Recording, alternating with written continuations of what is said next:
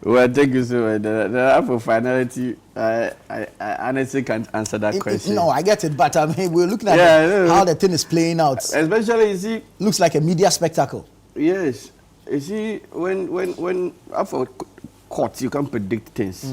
Especially if you look at this, there are the civil suits in this, and there are the criminal ones. Yes, the criminal one started yesterday at least, where we have the OSP going to court and charging, I think, seven plus the company SML.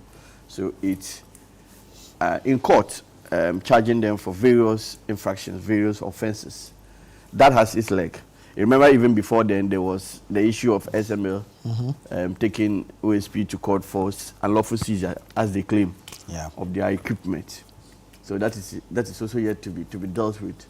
And trust me, any of these cases can travel as far as 5 years, 4 years, 3 years, 6 years. Especially the civil cases.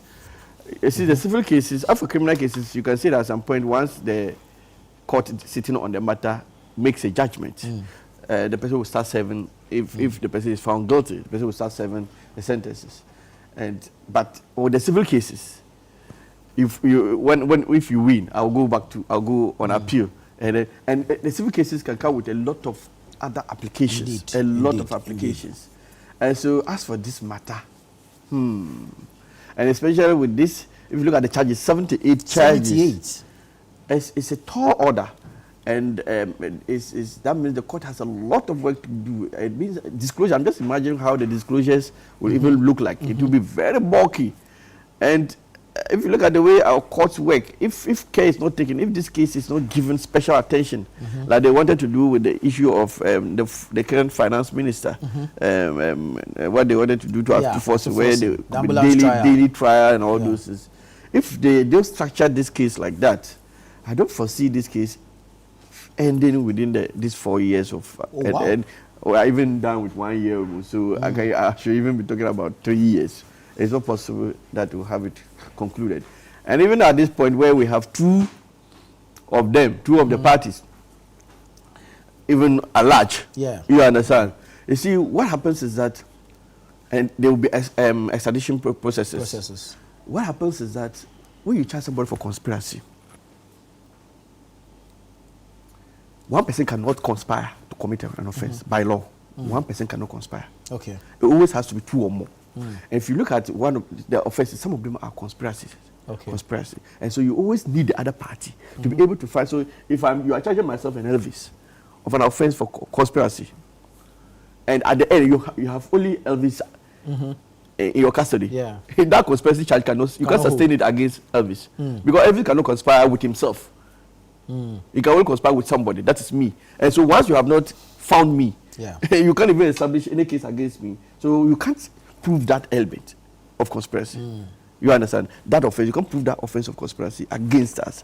And so to the extent that some are still at large, that will even make proving some of the offenses very difficult until all parties are found. You understand? Otherwise, you have to even defer some of them and move into the others, like the substantive ones. We call some offenses inchoate offenses. So something like conspiracy, to commit attempt, to commit preparation. Those are inchoate offenses. They are offenses that they don't stand on their own. You understand? They are on other offenses, so they are more like incomplete offenses. Such offenses, you always need the people who conspire. You need them all to be able to establish those also. Otherwise, someone will be left off the hook. And the OSP, I've been following the drama between OSP and this man Martin Pebu. And I honestly, it's funny.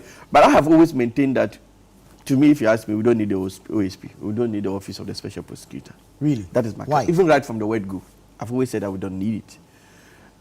It's just another bureaucracy. Yes. That is. Yesterday, look, I remember when Abna Asare, right? Yeah, Abna Asare. When she made her submission on the budget statement, and she concluded by saying that, remember the proposal to establish the IVMO, the Independent Value for Money Office, the proposal by the finance minister to establish that office.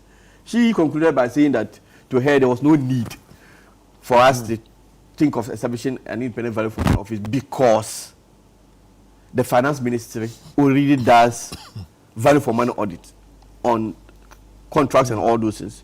When she finished, I approached her and I told her that, you see, sometimes when we are in opposition, we think, well, we think some way, and when we are going, we think otherwise. I was telling her the same principle she's especially the issue of the fact that the finance ministry is already doing value for money audit. So why do we establish an independent value for money office? I was telling her that the same thing applies. Attorney General, by Article 88 of our Constitution, is already given the power to prosecute all cases, civil or criminal. Yeah. And so why do you even need the OSP? The OSP. The same argument. I approach and I told her that. So that line of argument, if we actually don't need IVMO, the Independent Value for Money Office today, because Finance Ministry does the same job, then the same way we do not need the Office of the Special Prosecutor, because by virtue of our Constitution, the Attorney General is mandated. You understand? And even sometimes you can see that even in certain instances, the powers of the OSP is limited. Remember when the issue of the extradition came up? It's only the Attorney General that can file for some of those processes to the other other country. And it has to also rely on documents that will be served it by the OSP. So what is the point in having an institution that can take a matter and will only have to get to some stage and then pass it on to its mother institution? You understand? So to me, I feel we still can, if we really mean well, especially when you look at proposals to decouple the Attorney General from the office of the Minister of Justice, so that it doesn't become like an arm of the government. If you look at it, if that really works, and it does work well, we would need nothing like the OSP. To me, if you look at the budget, I don't know, I don't remember the figure, but yesterday I went to the budget statement and I was looking at the figures for OSP, and I was like, ooh. And you see, the funny thing is that we keep look, the OSP has investigators. Yeah. You understand? On its own. Yoko has investigators on its own. Police CID has investigated. And let me tell you, the national security has an investigative unit. Right. DNI. NIB now. And you see, and let me tell you one thing.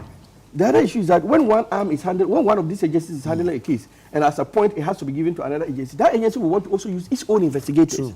So why don't we have this body that has all the investigators under it? At any point in time, we can second any investigator to any of these other bodies to perform a particular role, because investigation is investigation. Once they are all coming under the arms of the state, we have them as investigators. So, but now if now the OSP now comes to add to the pool of investigators that we have, well, we already have Yoko, BNI or NIB, Police and then Police CID. CID. So we are just creating unnecessary duplications in our systems, and it's just a burden on the purse. So we should look at a way of making our institutions work as they are. We don't need more of those institutions. Very well.